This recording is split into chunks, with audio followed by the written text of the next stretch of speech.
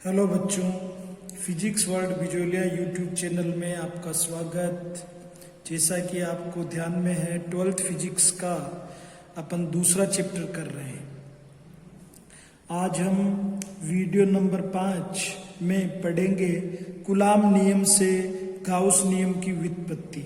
जैसा कि पहले चैप्टर में आपने कूलाम नियम को पढ़ लिया है, उसमें एक बार आपको रिवाइज करवा दूं कि जैसे हमारे पास दो स्थिर आवेश है, इसे हम Q1 मान लें, इसे Q2 मान लें, तो हमारा कूलाम और इन दोनों के बीच की दूरी को हम R मान लें, तो कूलाम नियम जो कहता है कि इन दोनों के बीच जो आकर्षण या प्रतिकर्षण बल F जो होगा वो होगा K Q1 Q2 upon R²। ये तो है हमारे पास कूलाम का नियम। कौन सा है? कूलाम का नियम। और वीडियो नंबर 4 में हमने कल ही पढ़ा था कि गॉस नियम या गाउस का नियम या गाउस की प्रमेय, उसमें हमने कहा था कि किसी भी बंद पृष्ठ से निर्गत विद्युत फ्लक्स का मान उस बंद पृष्ठ के आयतन में स्थित कुल आवेश और निर्वात की विद्युतशीलता एप्सिलॉन नॉट के अनुपात के बराबर होता है। तो ये गाउस का नियम और ये हमारे कूलाम का नियम। तो हम क्या करना चाह रहे हैं? कूलाम के नियम से गाउस के नियम को प्राप्त करना चाह रहे हैं।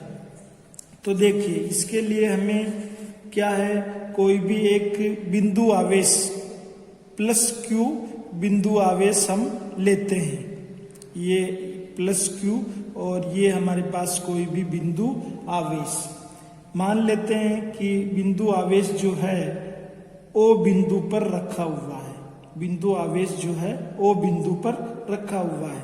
जैसा हमें मालूम है कि गाउस नियम के लिए हमें बंद पृष्ठ की कल्पना करनी पड़ती है, तो कोई भी स्वैच्छिक बंद पृष्ठ जो है यहाँ मैं इस प्रकार का ले लेता हूँ।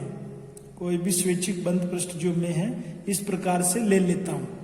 आप भी कोई सा भी स्वैच्छिक बंद पृष्ठ ले सकते हैं। अब हम देखेंगे कि इस बंद पृष्ठ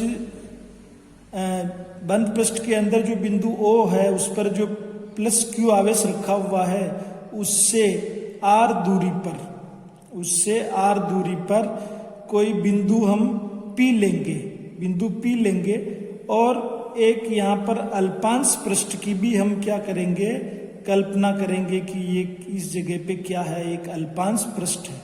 तो बिंदु O से R दूरी पर स्थित बिंदु P ये हमने यहाँ पे लिया और एक पृष्ठ की भी हमने कल्पना की, अल्पांश पृष्ठ की। और आप देखेंगे कि जो हमारे पास पृष्ठ होता है सदिश पृष्ठ, इसकी दिशा जो है पृष्ठ के लंबवत बाहर की ओर। तो ये पृष्ठ के लंबवत बाहर की ओर मैं कुछ इस प्रकार से ये डायरेक्शन ले लेता हूँ, जिसको अपन ds वेक्टर से लिखेंगे, क्योंकि अल्पांश पृष्ठ है तो यहाँ पर उसको हम अल्पांश से बताएंगे ds। अब विद्युत क्षेत्र जो हमें चाहिए, तो विद्युत क्षेत्र का भी आपको ध्यान में है कि प्लस क्यू आवेश अगर हमारे पास है तो पृष्ठ से बाहर की और लंबवत दिशा में हमारा विद्युत क्षेत्र होगा। तो हम इस विद्युत क्षेत्र को इस प्रकार से दिशा दर्शाते हैं, ये विद्युत क्षेत्र की दिशा वेक्टर E। अब इन दोनों के बीच में हमारे पास जो है एंगल थीटा। अब सबसे बड़ी ध्यान रखने वाली बात है कि ये जो हमारा थीटा है इसका मान 0 से लेके 180 डिग्री हो सकता है। तो हम बहुत सी बार इस प्रकार से भी ले सकते हैं इस चीज को कि वेक्टर E और ds दोनों की सेम डायरेक्शन हो, तो उस स्थिति में थीटा बराबर हमारे पास 0 डिग्री भी संभव है। परंतु हमने यहाँ पर समझने के लिए दोनों के बीच में कितना एंगल लिया है, थीटा एंगल लिया है। अब आप देखिए कि जो बिंदु आवेश है हमारे पास, इस बिंदु आवेश के कारण हम सबसे पहले कूलाम के नियम से विद्युत क्षेत्र मालूम करेंगे और फिर गाउस का नियम है जो प्राप्त करेंगे। अब जो भी हमने यहाँ पर चित्र बनाया और बिंदु आवेश वगैरह जो हमने यहाँ पर इस चित्र में दर्शाए हैं, उसको हम यहाँ पर थोड़ा वर्णन करते हैं, यहाँ पर लिखते हैं। तो देखो सबसे पहले हम लिखेंगे कि हमारे पास जो है एक हमने प्लस क्यू आवेश माना है, तो माना एक बिंदु आवेश प्लस क्यू किसी बिंदु O पर रखा है, इससे किसी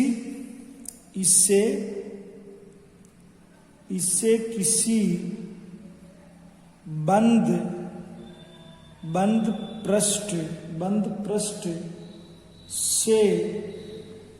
पृष्ठ से परिबद्ध लेते हैं, जिस पर अल्पांश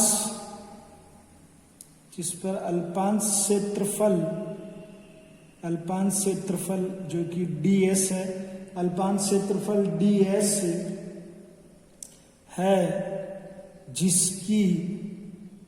जिसकी बिंदु O से दूरी स्मॉल r है।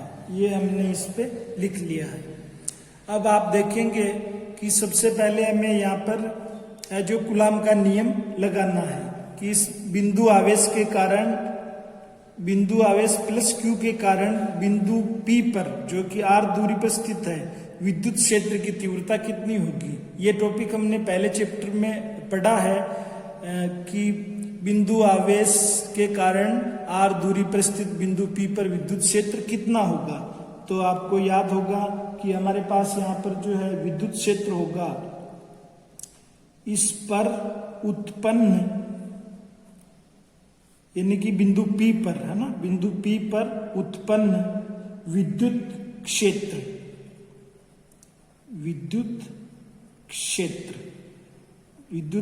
या विद्युत क्षेत्र की तीव्रता, इसको हम बताएंगे वेक्टर E बराबर K Q अपॉन R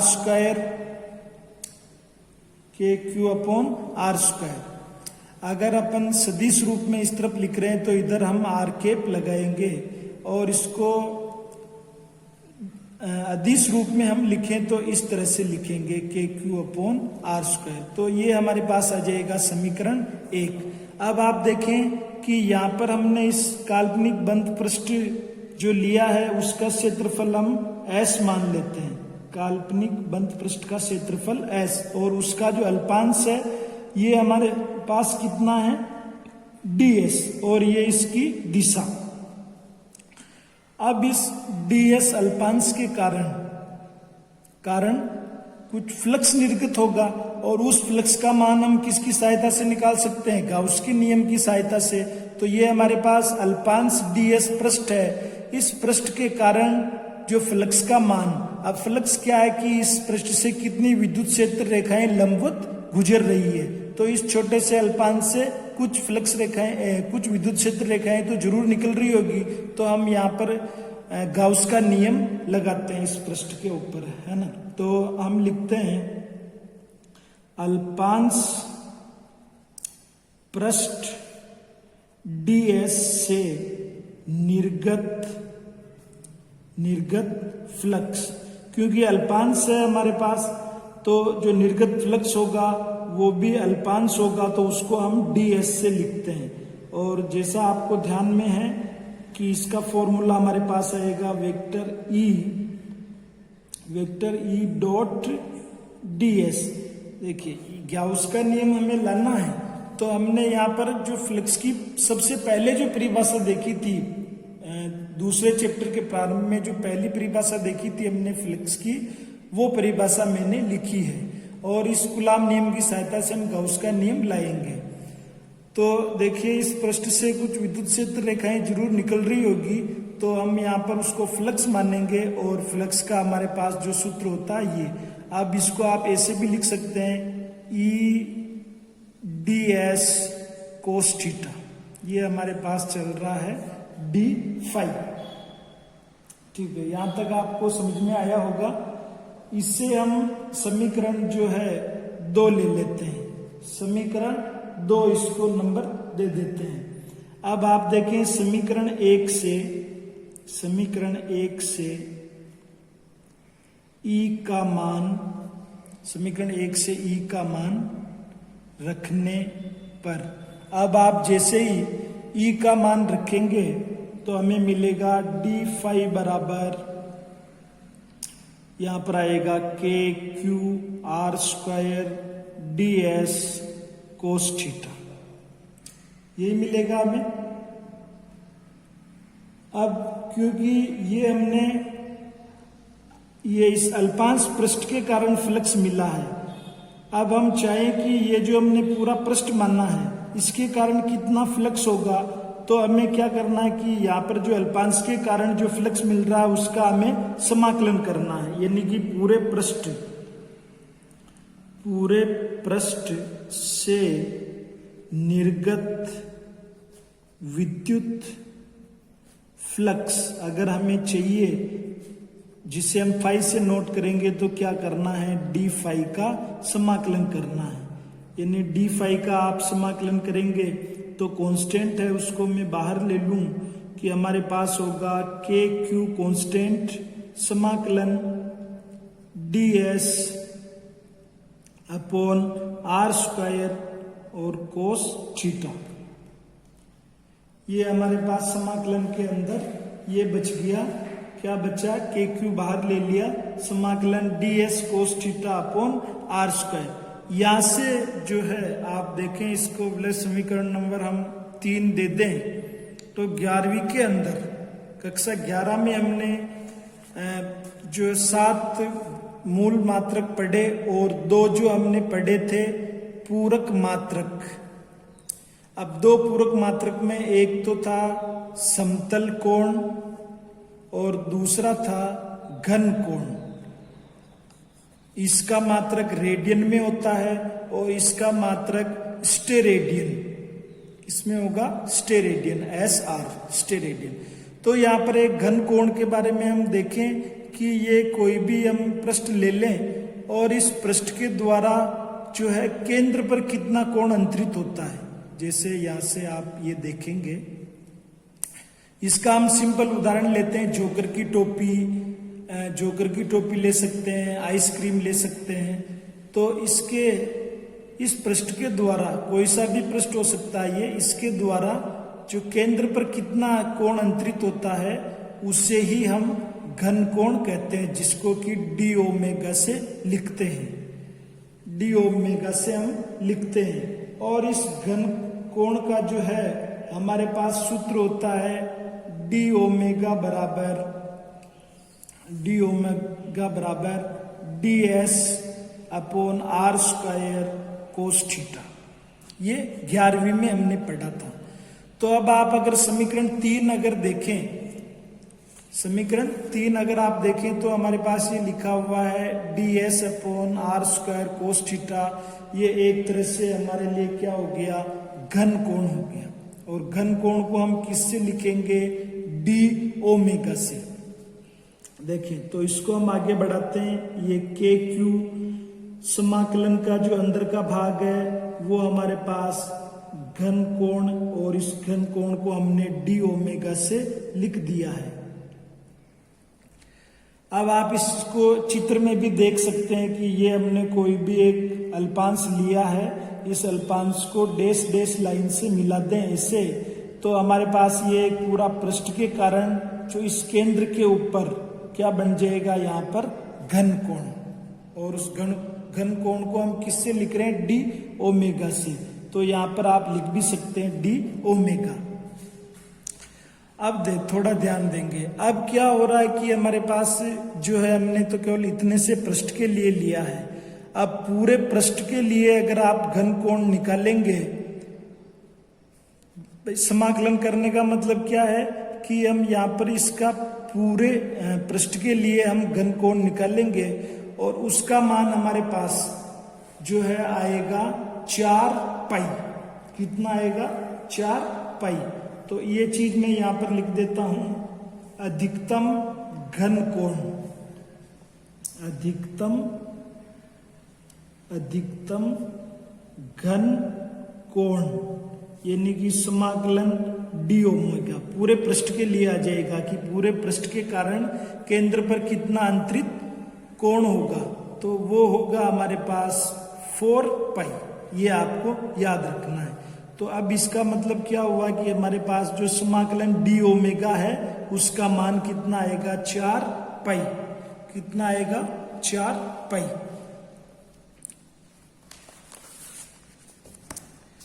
देखिए इस तरफ हमारे पास चल रहा है फ्लक्स फाई बराबर के क्यू समाकलन में डी ओमेगा। इस पूरे का मान हमारे पास 4 पाई आ रहा है। ये मैंने लिख दिया 4 पाई ब्रैकेट में। अब के का मान आपको मालूम है, हम लिखते हैं 1/4 पाई एप्सिलॉन नॉट। ये क्यू ऐसा का ऐसा ही और ये 4 पाई हमारे पास। अब आप देखेंगे 4 पाई से 4 पाई कैंसिल हो जाएगा। तो अब हमारे इस लेफ्ट हैंड साइड में फ्लक्स और यहाँ पर आ रहा हमारे पास Q/एप्सिलॉन। यही तो हमारे पास गाउस का नियम होता है। देखिए समझे, यही तो हमारे पास गाउस का नियम है। तो हम ये लिख सकते हैं यही गाउस का नियम है। यही गाउस का नियम है। देखिए वापस समझिए, ये इसको आप पॉज करके इसको पूरा उतार लीजिए और इसको मैं एक बार फिर से समझा देता हूँ। हमें कूलाम नियम से गाउस का नियम लाना है। बिंदु आवेश लिया हमने +Q।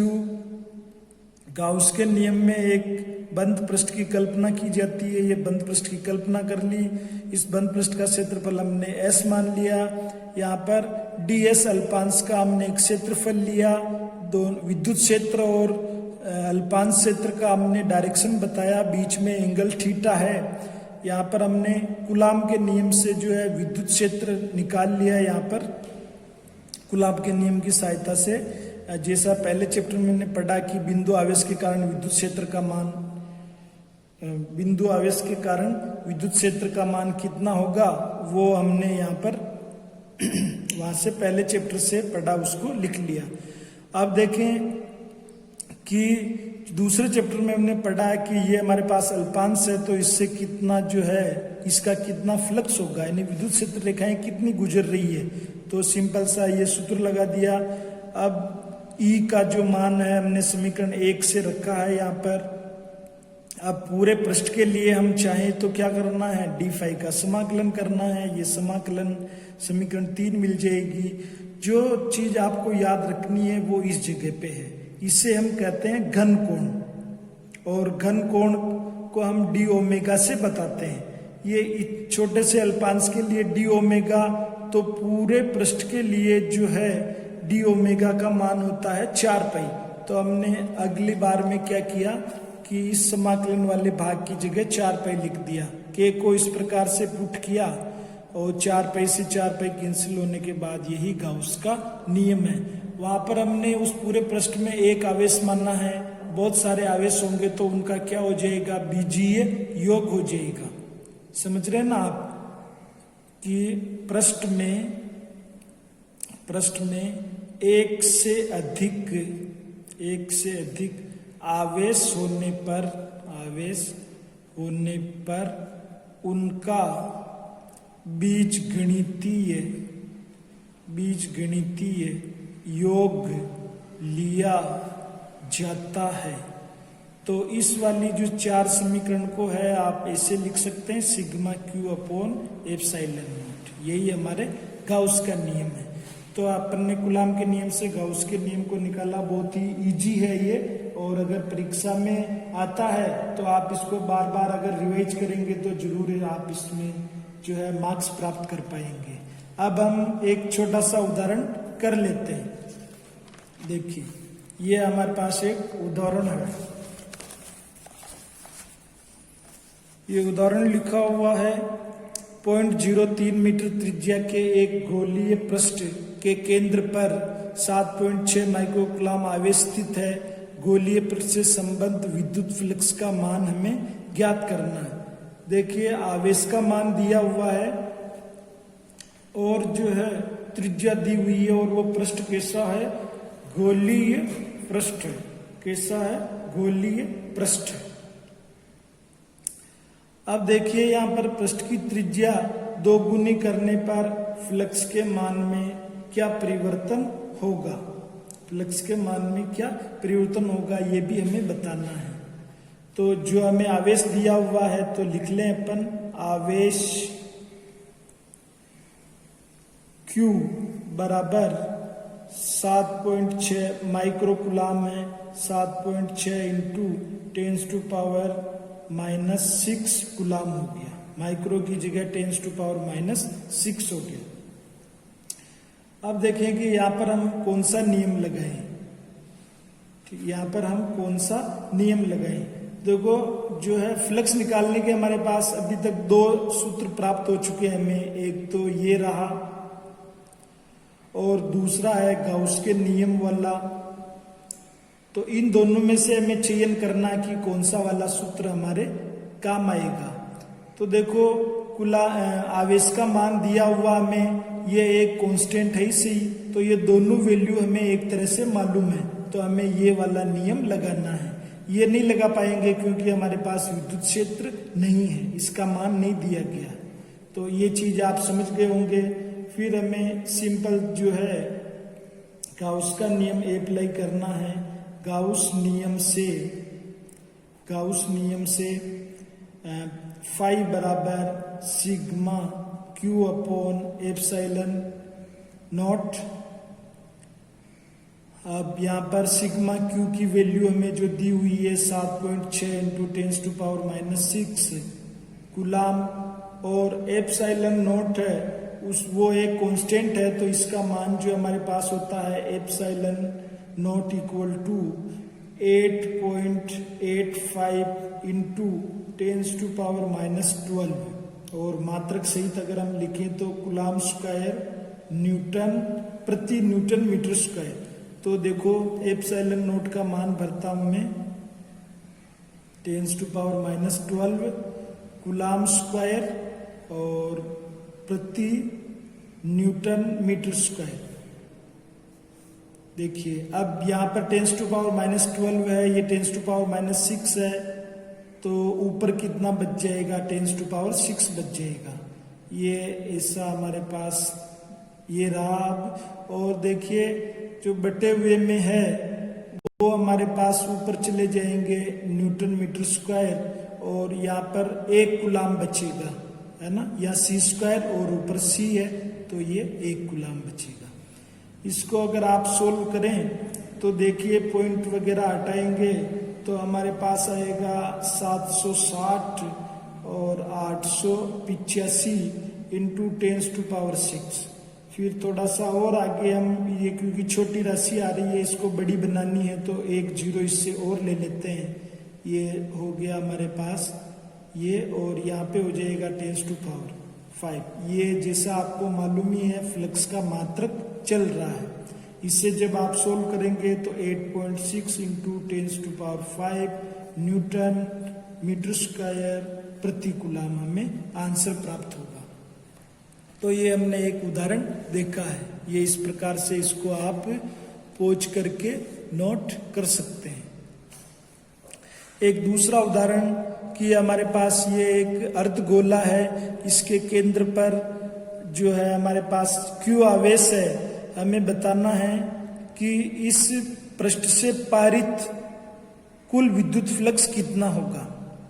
देखिए यहाँ पर आवेश का मान है तो जाहिर है कि हमें कूलम का नियम ही लगाना पड़ेगा, गाउस का नियम लगाना पड़ेगा। और गाउस के नियम में क्या होता है कि हमें ध्यान है गाउस का नियम phi equal to sigma Q upon epsilon not. परंतु आप देखेंगे कि गाउस के नियम लगाने की एक शर्त है कि पृष्ठ कैसा होना चाहिए, बंद पृष्ठ होना चाहिए।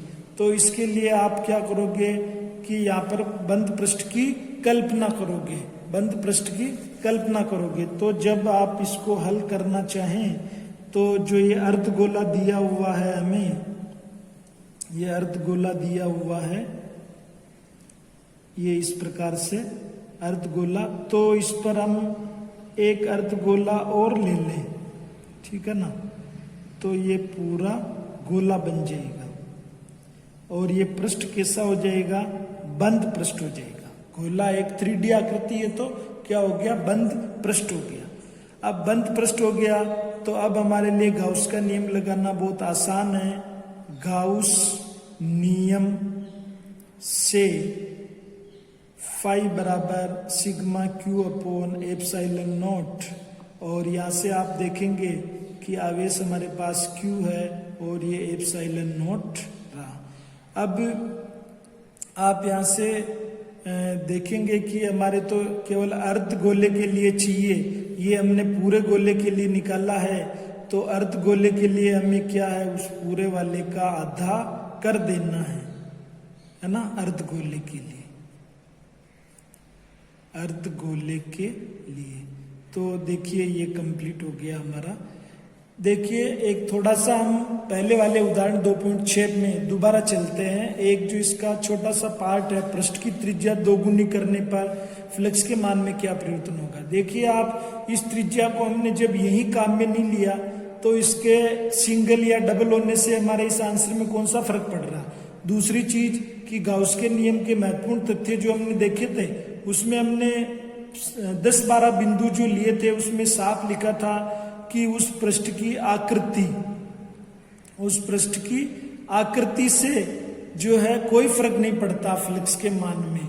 आकृति आप कैसी भी लेवें, चाहे जैसे कि पहले छोटा था और फिर आपने उसको बड़ा कर लिया, पहले इसमें ये Q आवेश था, यहाँ भी Q आवेश है, तो आप फ्लक्स का मान इसके लिए निकालेंगे तो भी sigma Q upon epsilon not ही आएगा, और इसके लिए निकालेंगे तो भी sigma Q upon epsilon not ही आएगा। इसकी त्रिज्या के छोटी बड़ी होने से कोई फर्क नहीं पड़ रहा। तो यहाँ पर हम कहेंगे कि फ्लक्स का मान अपरिवर्तित रहेगा, फ्लक्स का